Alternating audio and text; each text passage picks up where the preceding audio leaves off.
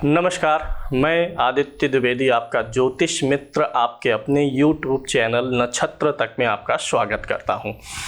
अगर आप अपनी जन्म कुंडली से संबंधित परामर्श लेना चाहते हैं, वर और वधू की कुंडली का मिलान करवाना चाहते हैं या किसी खास मुहूर्त के बारे में जानकारी चाहते हैं तो आप हमारे संस्थान से संपर्क कर सकते हैं। अगर आप रत्न चाहते हैं, रुद्राक्ष चाहते हैं या अपनी ग्रह शांति करवाना चाहते हैं तो सारी व्यवस्था आपको हमारे यहाँ से मिल जाएगी। इसके अलावा संस्थान में आपको एस्ट्रोलॉजी का कोर्स भी मिल जाएगा।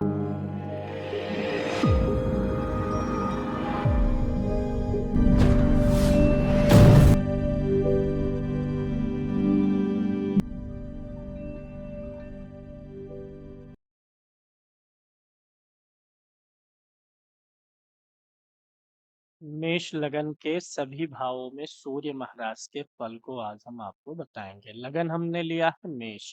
मेष लगन उनका होता है जिनके प्रथम भाव में, लग्न कुंडली के प्रथम भाव में 1 नंबर की गिनती लिखी होती है, जैसा कि यहाँ पे लिखा गया है। 1 नंबर की गिनती है तो मेष लगन हो जाता है। अब यहाँ मेष लगन में सभी 12 भावों में जब हम सूर्य का फल लेंगे तो हमें राशि और भाव दोनों तरीके से पता चल जाएगा, यानी सूर्य का फल ज्यादा एग्जैक्ट आएगा। इसी प्रकार से सभी लग्नों में सभी ग्रहों का बारी बारी से फल लेंगे। आज मेष लगन का सिर्फ ले रहे हैं और उसमें भी सूर्य का। अगले कार्यक्रम में चंद्रमा का लेंगे, फिर मंगल बुध, इस तरीके से सभी लग्नों में सभी ग्रहों का फल हम आपको बताएंगे। मेष लगन में सूर्य का फल लेने के पहले हम सूर्य के बारे में जान लेते हैं कि सूर्य मेष लगन की कुंडली में पंचम भाव का स्वामी होता है और किसी भी कुंडली में पंचम भाव का स्वामी कारक ग्रह होता है। तो इस लगन की कुंडली में सूर्य कारक ग्रह में आ जाएगा। सूर्य मेष लगन की कुंडली में क्या बनेगा? कारक ग्रह बनेगा। तो कारक ग्रह का अर्थ यह हुआ कि यह ग्रह अगर अच्छा पड़ गया कुंडली में तो व्यक्ति को सुखी और संपन्न बनाने में सक्षम है।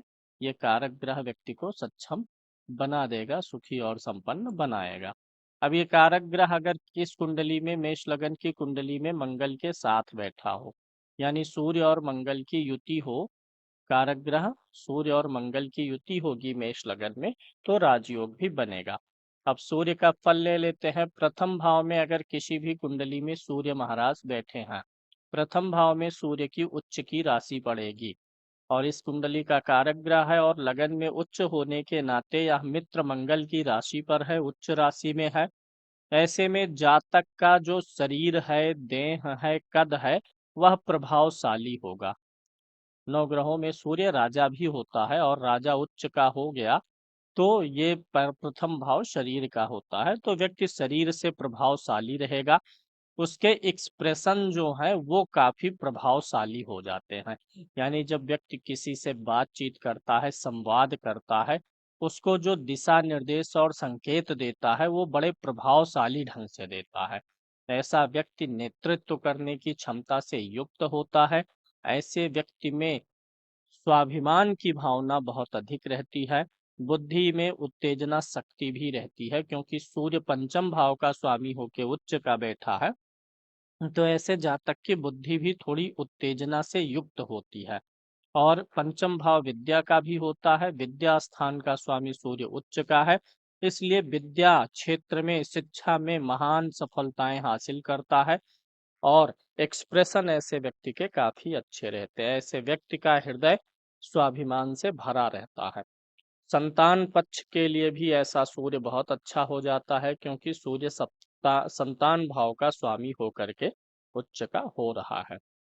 यानी सूर्य का लगन में होना मेष लगन में व्यक्ति को काफी इम्प्रेसिव बना देता है। शासकीय और प्रशासनिक गुणों को भी समाहित कर देता है। अन्य योग अच्छे हों तो व्यक्ति राजनीति या उच्च श्रेणी के गवर्नमेंट जॉब वगैरह के लिए भी जा सकता है। अब जब सूर्य यहाँ बैठेगा तो सूर्य की दृष्टि सप्तम भाव पे पड़ेगी। यहाँ से सूर्य महाराज इस भाव को देखेंगे, 7वीं दृष्टि सप्तम भाव पर पड़ेगी, जहाँ पर इनकी नीच राशि होती है। तो सप्तम भाव को जब सूर्य देखते हैं तो यदा कदा ये वैवाहिक जीवन में उदासीनता पैदा करते हैं। ऐसा जातक पत्नी के मन से अपना मन मिलाने में थोड़ा सा दिक्कत महसूस करता है, स्त्री के साथ मन का मिलान थोड़ा कम हो पाता है, कभी-कभी स्त्री से कलेश भी हो जाता है और ऐसे में कभी-कभी जीवन में कुछ महीनों में व्यक्ति के कामकाज या मंथली इनकम में भी कुछ न कुछ दुष्प्रभाव आने की संभावनाएं रहती हैं। यानी ऐसे व्यक्ति का सामाजिक क्षेत्र बहुत अच्छा रहता है और ऐसे व्यक्ति का कर्म क्षेत्र अच्छा रहता है, दाम्पत्य थोड़ा सा बिगड़ता है। अगर यही सूर्य महाराज द्वितीय भाव में बैठे तो क्या फल देंगे, इसको भी देख लेते हैं। द्वितीय भाव में बैठ करके सूर्य महाराज, इस कुंडली में द्वितीय भाव में अगर सूर्य महाराज बैठते हैं तो यहाँ पर शुक्र के घर में बैठते हैं।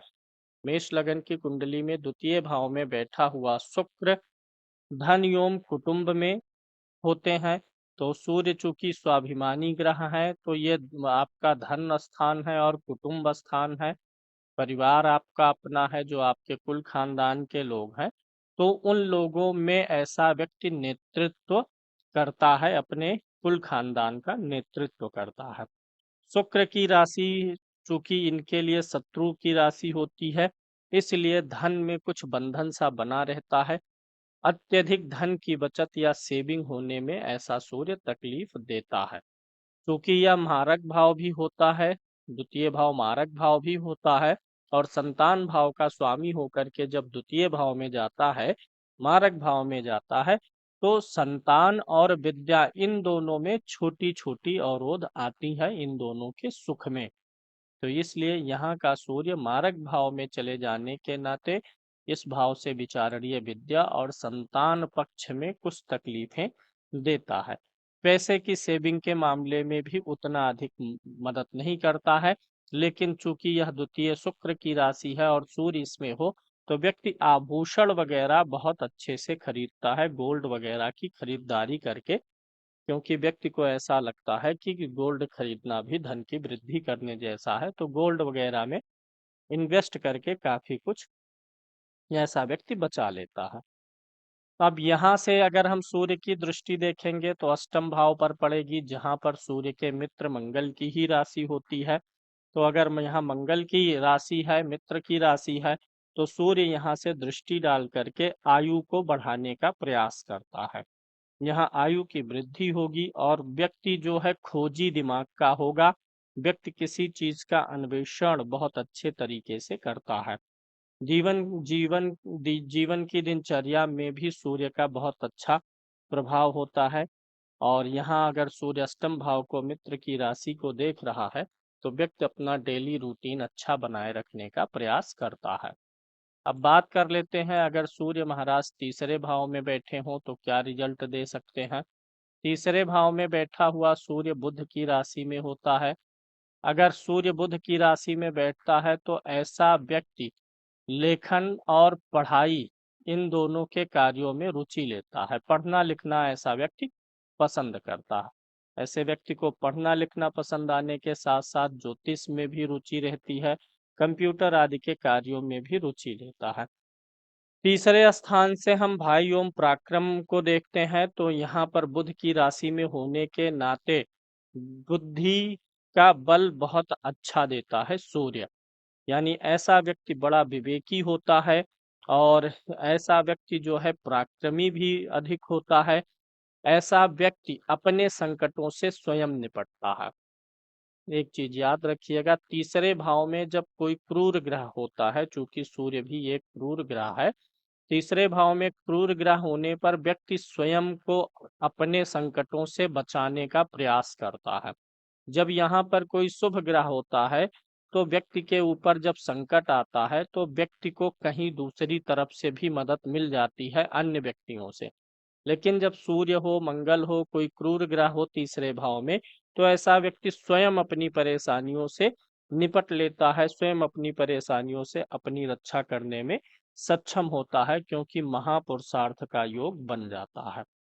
अब यहाँ पर बैठ करके व्यक्ति की वाणी में बड़ा ओज रहेगा, कंठ में बड़ा ओज रहेगा, व्यक्ति का कम्युनिकेशन जो है वो बहुत मधुर नहीं रहेगा। व्यक्ति आदेशात्मक भाषा और बोली का प्रयोग करता है। यहाँ से 7वीं दृष्टि पड़ेगी नवम भाव पर, जो मित्र गुरु का घर है, धर्म का भी स्थान है और सूर्य एक सात्विक ग्रह है। इसलिए जब भी सूर्य तृतीय भाव से नवम भाव पर देखता है तो धार्मिक स्थानों की यात्रा करने का ऐसा व्यक्ति सौभाग्य पाता है। खासकर भगवान शिव के स्थानों की, धामों की यात्रा करने का योग बनता है। ऐसा सूर्य भाग्य में वृद्धि भी करता है भाग्य स्थान को देख करके, और व्यक्ति धन धर्म का चिंतन और मनन भी करता है। ऐसा योग यहाँ पे बनता है। अब हम बात कर लेते हैं मेष लगन के, अगर चतुर्थ भाव में सूर्य महाराज बैठे हैं तो कैसा क्या रिजल्ट देने वाले हैं। अगर मेष लगन के चतुर्थ भाव में सूर्य महाराज होते हैं तो सूर्य अग्नि तत्व के ग्रह हैं और यहाँ पर जल राशि होती है, तो अग्नि का जल राशि में जाना उतना अच्छा नहीं माना जाता है। चौथे स्थान में यानी केंद्र स्थान भी है, ये माता और भूमि भवन वाहन का भी है। मित्र की राशि है लेकिन तत्व जो है सूर्य से मैच नहीं करता है। तो यहाँ पर क्या होता है कि व्यक्ति के पारिवारिक जीवन में कभी कभी कलह का माहौल रहता है, व्यक्ति के घर में थोड़ा सा माहौल गर्म रहने की संभावनाएं रहती हैं। यहाँ पर सूर्य के बैठने से व्यक्ति की माता को भी थोड़ा बहुत तकलीफ मिल जाता है, कभी कभी उनका भी स्वभाव में चिड़चिड़ापन या गुस्सा आदि देखा जाता है। विद्या प्राप्ति में मदद करता है, संतान पक्ष की तरफ से सुख रहता है क्योंकि सूर्य पंचम विद्या स्थान और संतान भाव का स्वामी है, तो इन सारी चीजों में ये मदद करता है। त्रिकोण का स्वामी केंद्र में मित्र के घर में है, तो ये सारी चीजें अच्छी दिखती हैं। यहाँ पर बुद्धि की योग्यता, चूंकि सूर्य बुद्धि भाव का स्वामी है, तो बुद्धि का प्रयोग करके व्यक्ति भूमि भवन और वाहन आदि का सुख प्राप्त कर लेता है। यानी बुद्धि का उपयोग ऐसा व्यक्ति अपने सुख और साधनों को बढ़ाने के लिए करता है, यानी घर का सुख, गाड़ी आदि का सुख भी ऐसे जातक को मिल जाएगा। यहाँ से सूर्य की 7वीं दृष्टि दसम भाव पर जाती है, और जब यहाँ पर सूर्य की 7वीं दृष्टि दसम भाव पे जाती है तो यहाँ पे शत्रु शनि की राशि मकर पड़ती है। तो सूर्य शत्रु राशि को देखता है, इसलिए यहाँ पर थोड़ा सा तकलीफ बनती है। पिता एवं राज्य स्थान इसको मानते हैं, जो मान सम्मान का स्थान है, पिता का स्थान है, आपका कर्म क्षेत्र है। यहाँ पर सूर्य की दृष्टि पड़ने से थोड़ी बहुत रुकावटें पैदा करने का ये प्रयास करते हैं। यहाँ पर पिता के संबंध में कुछ जो है मनमुटाव रह सकता है, कभी किसी विषय को लेकर के विचार ना मैच करना ये दिखता है। राज्य और सम्मान में कुछ नीरसता रहती है। मान सम्मान कुछ हद तक यहाँ पर सूर्य की दृष्टि के नाते प्रभावित होता है। यानी दसम भाव से विचारणीय चीजों में सूर्य थोड़ा सा नीरसता पैदा करेगा। अब अगर यही सूर्य पंचम भाव में बैठा हुआ है तो अब यहाँ पर सूर्य स्वराशि का हो जाएगा। ऐसे में सूर्य अच्छा हो जाता है। यदि 5वें भाव में सूर्य हो त्रिकोण स्थान में, जिससे हम विद्या और संतान देखते हैं, स्वक्षेत्री होकर के बैठा है, इसलिए वैसा व्यक्ति महान ज्ञानी होगा, शिक्षा अच्छी प्राप्त करेगा। वाणी और बुद्धि का तेज भी बहुत अच्छा रहेगा क्योंकि ये बुद्धि भाव है, सूर्य स्वाग्रही है। वाणी और बुद्धि अच्छी होगी, बड़ा प्रभाव दूसरों के ऊपर अपने बुद्धि से डालेगा। संतान पक्ष के अंदर बड़ा शक्तिशाली योग बनेगा, संतान भी ऐसे व्यक्ति का बड़ा ऊर्जवान होता है। अपनी बुद्धि की योग्यता के सम्मुख ऐसा व्यक्ति दूसरों को कभी कभी छोटा समझ लेता है। जब सूर्य पंचम भाव में हो तो ऐसे व्यक्ति को लगता है कि मेरी बुद्धि के आगे दूसरे लोग छोटे हैं, यानी बुद्धिमत्ता देता है लेकिन थोड़ा सा ईगो भी सूर्य यहाँ पर दे देता है। यहाँ से सूर्य की 7वीं दृष्टि एकादश भाव पर जाएगी, जहाँ शनि की राशि शत्रु की राशि है। तो यहाँ से जो है हम एकादश भाव से जो विचार करते हैं, आमदनी का जो ये मार्ग है, ऐसा व्यक्ति आमदनी के लिए प्रयत्न करना पड़ता है। थोड़ा सा सूर्य बिना प्रयत्न के, बिना मेहनत के लाभ नहीं होने देता है। कुछ न कुछ इनकम को लेकर के व्यक्ति के अंदर असंतोष बना रहता है। लाभ के मार्ग में कभी कभी ऐसा व्यक्ति कटु भाषण या कटु शब्दों का भी प्रयोग कर जाता है, लेकिन अंततः लाभ बना रहता है, लेकिन कुछ स्ट्रगल आती है। अब हम देख लेते हैं, अगर सूर्य छठे भाव में बैठे हुए हैं तो क्या समस्या उत्पन्न कर सकते हैं या क्या अच्छा दे सकते हैं। कन्या राशि में सूर्य छठे भाव में पड़ेंगे। छठा भाव जो होता है शत्रु का होता है, झगड़े का, वाद विवाद का होता है। यहाँ पर बुध की राशि में सूर्य बैठा है और ये पंचम भाव का स्वामी है। विद्या ग्रहण करने में कुछ तकलीफें आती हैं, दिक्कतें आती हैं, रुकावट आता है और संतान पक्ष से भी कुछ ना कुछ परेशानी रहने का संकेत मिल जाता है, क्योंकि ये विद्या और संतान भाव का स्वामी छठे भाव में गया हुआ है। या संतान पक्ष को या विद्या पक्ष को लेकर के कुछ न कुछ तनाव या चिंताएं बनी रह सकती हैं। लेकिन छठे भाव पर गर्म ग्रह सूर्य के होने के नाते यह शत्रुओं को समाप्त करने का भी प्रयास करता है, अपने तेज से शत्रुओं को खत्म करने का भी प्रयास करता है, शत्रुओं पे अपना प्रभाव रखता है। इनकी जो सातवीं दृष्टि पड़ेगी 12वें भाव पर पड़ेगी, जहां गुरु की राशि होगी, मित्र की राशि होगी, इसलिए यह खर्चा तो करवाएगा। 12वें भाव पर कोई भी ग्रह दृष्टि डालेगा तो खर्चा तो करवाएगा। ऐसे सूर्य भी खर्चा करवाएंगे, लेकिन अच्छे और शुभ कार्यों में ऐसा व्यक्ति पैसा खर्चा करता है और बुद्धि का प्रयोग करता है जब भी पैसा, क्योंकि सूर्य बुद्धि भाव का स्वामी है, इसलिए पैसा खर्चा करने में बुद्धि का प्रयोग करता है। बिना सोचे विचारे पैसा कहीं भी किसी भी प्रकार से खर्च कर दे, ऐसा नहीं बनता है। व्यक्ति सोच विचार करके ही पैसा कहीं भी लगाएगा और खर्चा करेगा। अब देख लेते हैं, अगर सूर्य महाराज सप्तम भाव में बैठे हुए हैं, शायद मेष लगन की कुंडली में सप्तम भाव में सूर्य महाराज का बैठना सबसे खराब योग बन सकता है। यहाँ पे सूर्य महाराज अपनी नीच राशि में होते हैं। सूर्य यहाँ पर शुक्र की राशि में है, जो कि इनकी नीच की राशि होती है। सातवें भाव में केंद्र स्थान में स्त्री और रोजगार इस भाव से देखा जाता है। यहाँ नीच राशि में होने के नाते पंचम भाव से संतान और विद्या देखते हैं, तो संतान और विद्या में कुछ कमी या स्ट्रगल रह सकता है। साथ ही साथ पत्नी से सुख में कमी रहेगी, पत्नी का स्वभाव रुग्ण रह सकता है। ऐसा व्यक्ति स्वयं भी पत्नी में मन नहीं लगाता है। स्त्री के सुख में, संतान में और विद्या के पक्ष में ऐसा सूर्य परेशानी पैदा करता है। मंथली इनकम, रोजगार के मामलों में भी कभी कभी ऐसा सूर्य बड़ी समस्याएं उत्पन्न करने का प्रयास करता है। यानी यहाँ का सूर्य अशुभ स्थिति में है। अब इसी के साथ एक दूसरा योग भी देख लेते हैं। अगर सूर्य सप्तम भाव में है, इसी के साथ कोई क्रूर ग्रह बैठा हो, क्रूर ग्रह में मंगल आएंगे, राहु केतु और शनि आएंगे। सूर्य के साथ कोई दूसरा क्रूर ग्रह बैठा हो या किसी क्रूर ग्रह की सप्तम भाव पर दृष्टि हो और सूर्य सप्तम में हो भी नीच राशि में, तो ऐसे में व्यक्ति के दो विवाह का योग भी बन सकता है। पहला विवाह टूटने का अंदेशा भी बनता है। इसी प्रकार से अगर सूर्य लगन में भी रहेगा और सप्तम भाव पे कुछ क्रूर ग्रहों की दृष्टि पड़ जाएगी, तो भी दो विवाह के योग की संभावना बनती है।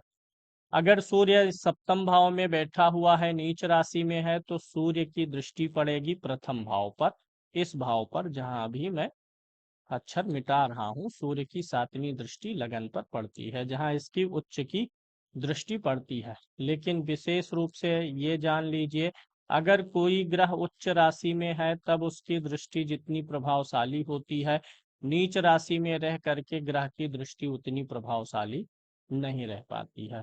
तो अगर सूर्य नीच राशि में है तो उच्च की दृष्टि भले ही लगन पे डाले, तो यह उतना प्रभावशाली नहीं हो पाता है। सूर्य की दृष्टि लगन पे होने के नाते व्यक्ति मान सम्मान के लिए भूखा रहता है। ऐसे व्यक्ति को अगर कोई कुछ बोल देता है, छोटी बात ही बोलता है, आलोचना करता है, तो व्यक्ति को लगता है कि इस व्यक्ति ने मेरे आत्मसम्मान पे ठेस पहुंचा दिया है। मतलब आलोचना सहने में ऐसा व्यक्ति पॉजिटिव नहीं रह पाता है। दृष्टि सूर्य की उच्च राशि पर है, लेकिन सूर्य में नीच होने के नाते वह बल नहीं है, वह पॉजिटिविटी नहीं है। तो इसलिए सूर्य की लगन पर दृष्टि व्यक्ति को सिर्फ मान सम्मान और स्वाभिमान की इच्छाएं तो उत्पन्न करता है, लेकिन व्यक्ति उसको सही दिशा में प्राप्त नहीं कर पाता है।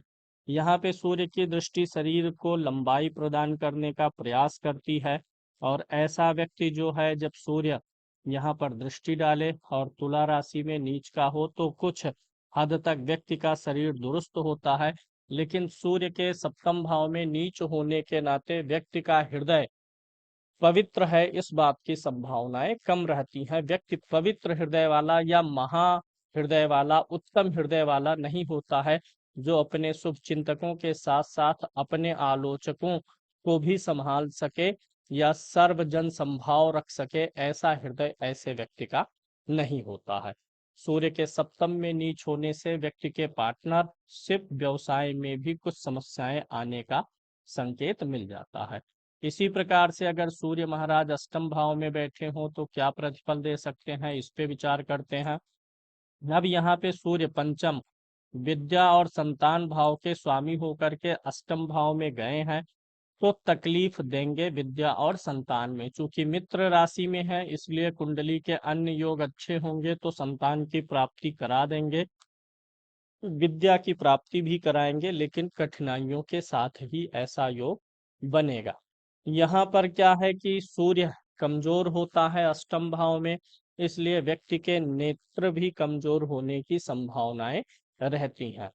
संतान विद्या पक्ष के साथ साथ व्यक्ति का जो जीवन है, दैनिक जीवन है, दिनचर्या है, उस चीज के भी बिगड़ने की संभावना रहती है। कुंडली में सूर्य जितना अच्छा होता है, व्यक्ति उतने नियमित रूप से उठना, सोना, जगना, खाना पीना, स्नान, ध्यान, इन सब में नियमितता रखता है। जब सूर्य कुंडली में बिगड़ा हुआ रहता है तो व्यक्ति के खाने पीने, नहाने आदि का समय जो है वह बहुत प्रबंधित नहीं रहता है। कभी भी उसका टाइम टेबल चेंज होता रहता है, दिनचर्या, डेली रूटीन चेंज होती रहती है। अष्टम भाव में सूर्य के होने से व्यक्ति की जो है आयु शक्ति में भी थोड़ा सा नुकसान होता है, कॉन्फिडेंस में भी व्यक्ति के असर पड़ता है, और व्यक्ति को मानसिक चिंताएं, और कभी कभी ऐसे व्यक्ति के ससुराल वालों को लगता है कि यह मेरा दामाद कटु भाषा का प्रयोग करता है, भाषा बोली थोड़ी सी ससुराल वालों को पसंद नहीं आती है। यहाँ से सूर्य महाराज द्वितीय भाव पर दृष्टि डालते हैं, जहाँ शुक्र की राशि होती है। सूर्य यहाँ से इस भाव पर दृष्टि डालेंगे, द्वितीय भाव पर दृष्टि डालेंगे। क्योंकि ये त्रिकोण के स्वामी हैं और मित्र के घर में बैठे हुए हैं और लगन के मित्र होते हैं, तो ये यहाँ से धन को बचाने का कुछ प्रयास करते हैं, लेकिन पूर्ण रूप से सक्षम नहीं हो पाते हैं, क्योंकि अष्टम भाव से बैठे हैं, खुद पीड़ित है, इसलिए दृष्टि का उतना अधिक प्रभाव नहीं बन पाता है। धन और कुटुंब की तरफ से कुछ ना कुछ असंतोष बना ही रहेगा। जैसे बैंक बैलेंस को लेकर के व्यक्ति संतुष्ट ना रहे, अपने कुटुंब, पड़ोसी, पटीदार, अपने जो स्वजन हैं, उनसे व्यक्ति असंतुष्ट रहेगा। अगर सूर्य महाराज नवम भाव में बैठे हों तो यहाँ मित्र गुरु की राशि में होंगे। गुरु इनके लिए बड़ा अनुकूल ग्रह होता है। गुरु भी एक धार्मिक ग्रह है और सूर्य का स्वयं का स्वभाव सात्विक है। तो अगर सूर्य महाराज, जो कि विद्या और बुद्धि, संतान के स्वामी होकर के नवम भाव में बैठते हैं, विद्या अच्छी होती है, बुद्धि अच्छी होती है, संतान भी ऐसे व्यक्ति की अच्छी और धार्मिक स्वभाव वाली होती है, और पत्नी भी ऐसे व्यक्ति की पराक्रमी होती है। यहाँ से यह इंडिकेशन मिल जाता है। यानी नवम भाव में सूर्य का होना काफी हद तक अच्छा प्रभाव देता है। यहाँ पर सूर्य बैठता है तो व्यक्ति धर्म शास्त्र का भी ज्ञान अर्जित करने का प्रयास करता है, शास्त्रों का अध्ययन करता है, उनकी जानकारी रखता है, संतान पक्ष से अच्छा सहयोग मिलता है, व्यक्ति यश पाता है, ईश्वर और न्याय प्रेमी होता है। यानी यहाँ का सूर्य कुल मिलाकर के ओवरऑल अच्छा रिजल्ट देता है, व्यक्ति के सामाजिक, आर्थिक, व्यवसायिक और धार्मिक मामलों में अच्छी पकड़ बनाने का प्रयास करता है। यहाँ से सूर्य तृतीय भाव को देखेगा, जहाँ पर बुध की राशि होती है। यहाँ पर सूर्य की दृष्टि होने के नाते व्यक्ति निडर स्वभाव का होता है, डरता नहीं है, अपनी बातों को कहने में पूर्ण रूप से सक्षम और अपने अधिकारों के प्रति जागरूक होता है। दसम भाव में अगर सूर्य महाराज होते हैं, 10 नंबर की गिनती शनि की राशि में सूर्य महाराज यहाँ पर होते हैं, तो सूर्य दसम भाव में तो सर्वदा ही अच्छा फल देते हैं, लेकिन मकर राशि में आ करके सूर्य उतना अच्छा फल नहीं देंगे जितना अन्य राशियों में देते हैं, लेकिन देंगे अच्छा ही फल। यहाँ पर सूर्य के होने के नाते पिता के साथ में, चूंकि शनि की राशि में है, किसी किसी पॉइंट पे पिता से ऐसे व्यक्ति का विचार जो है मेल नहीं खाएगा। विद्या पक्ष से नाम और सम्मान तो कमा लेगा, लेकिन बड़ा स्ट्रगल करके ऐसा व्यक्ति मेहनत करके अपने बाहुबल के प्रयास से विद्या को ग्रहण कर पाता है।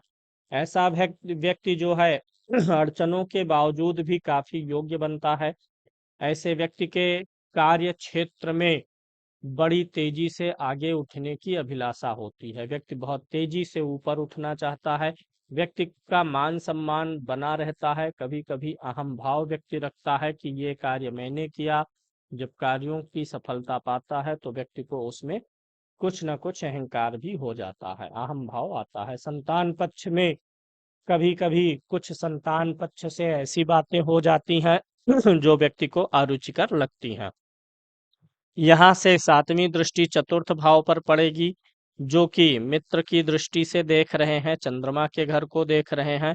तो यहाँ पर सूर्य महाराज देख करके इस भाव को बिगड़ने से रोकते हैं। बनाएंगे नहीं, चूंकि इनकी जो है फेवरेट राशि तो नहीं है, लेकिन चतुर्थ भाव के फल को बिगड़ने से रोकने का प्रयास करते हैं।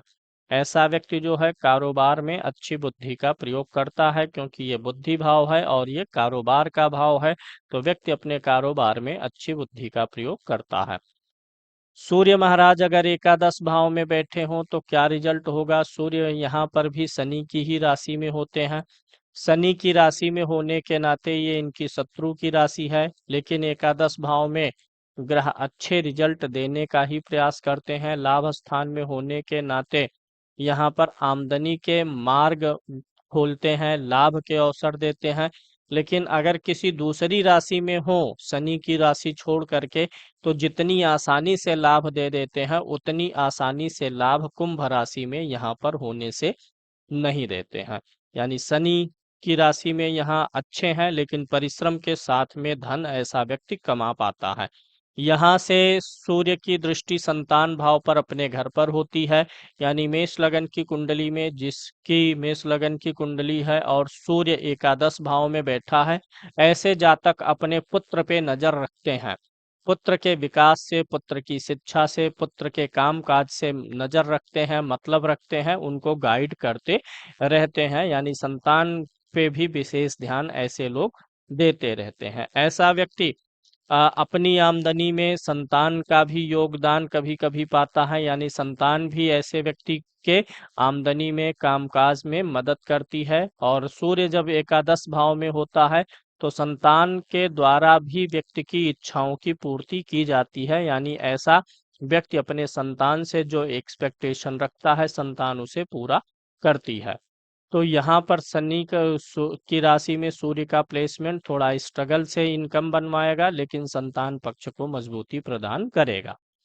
12वें भाव में अगर सूर्य महाराज बैठे हैं, 12th हाउस में है, गुरु की राशि में है, व्यक्ति को तो मोक्ष तो नहीं मिलता है सिर्फ इसी योग से, लेकिन व्यक्ति मोक्ष के मार्ग पे चलना चाहता है। व्यक्ति प्रयास करता है, आध्यात्मिक रहने का प्रयास करता है, और व्यक्ति अच्छे कार्यों पर, शुभ कार्यों पर पैसा खर्चा करता है। लोगों की मदद करना, धार्मिक अनुष्ठान करना, इन सारे चीजों पे व्यक्ति पैसा खर्चा करता है। लेकिन कभी कभी ऐसे व्यक्ति का अपने पिता से झगड़ा होने का भी योग रहता है। कभी कुछ पिता से बहस हो जाए, ऐसा योग भी बन जाता है।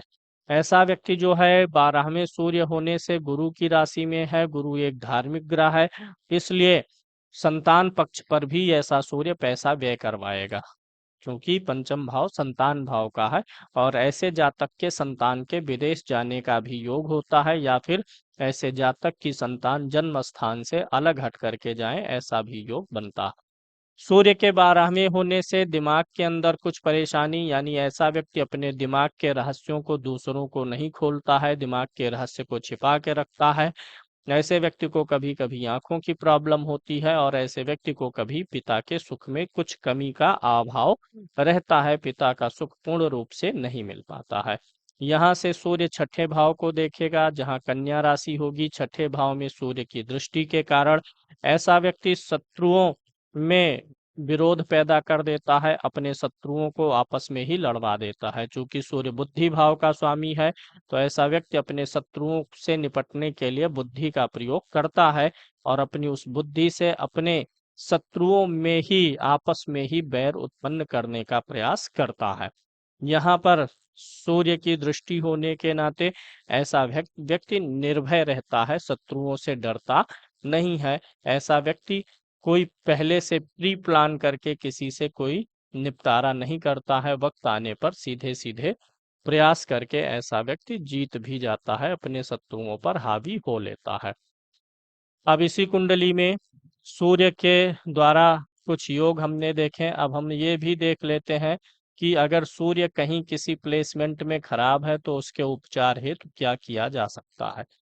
अब यहाँ पे लगन का सूर्य हमें ठीक ठाक मिल गया, द्वितीय का भी ठीक है, तृतीय भी ठीक है, चतुर्थ भी ठीक है, पंचम ठीक है, खष्टम में भी ठीक है। सूर्य यहाँ पर एक तो सप्तम भाव में गड़बड़ होगा, एक अष्टम भाव में ज्यादा परेशानी, एक द्वादश भाव में परेशानी देने वाला बनता है।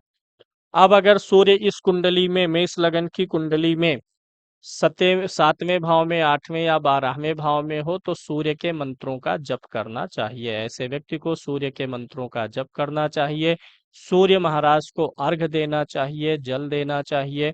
इसके साथ साथ आदित्य हृदय स्तोत्र का पाठ करके व्यक्ति ऐसे सूर्य को सही कर सकता है। आदित्य हृदय स्तोत्र का भी पाठ करना चाहिए। अगर सूर्य के कारण से कुछ ज्यादा ही परेशानी होगी तो सूर्य के जप के साथ साथ सूर्य की वस्तुओं का दान भी कर देना चाहिए। वजन के बराबर किसी ग्रह की वस्तु का दान करने से लाभ अत्यधिक मिल जाता है। सूर्य के लिए दान में लाल रंग की वस्तुएं होती हैं, जैसे लाल वस्त्र हो गया, गेहूं हो गया, तांबे का बर्तन हो गया, गुड़ हो गया, ये सब सूर्य के दान में आती हैं। इनको भी आपको याद रखना चाहिए। गुड़ का दान करें, लाल वस्त्र का दान करें। वैसे अगर खाने पीने वाली चीजों का दान किया जाए तो वो सबसे अच्छा माना जाता है, क्योंकि खाने पीने वाली वस्तुएं व्यक्ति इस्तेमाल करता है और अन्न का ऋण सबसे बड़ा ऋण भी होता है।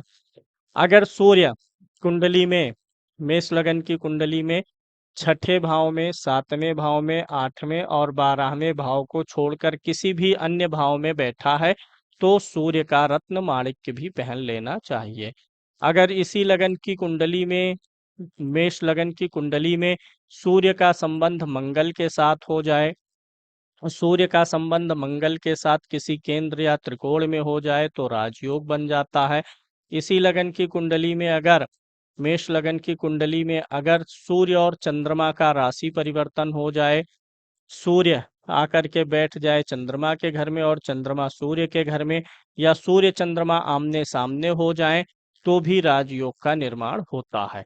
कुल मिलाकर के मेष लगन में सूर्य के ज्यादातर शुभ फल हैं। मेष लगन में सूर्य का ज्यादा अशुभ प्रभाव दाम्पत्य जीवन पर पड़ने की संभावना रहती है।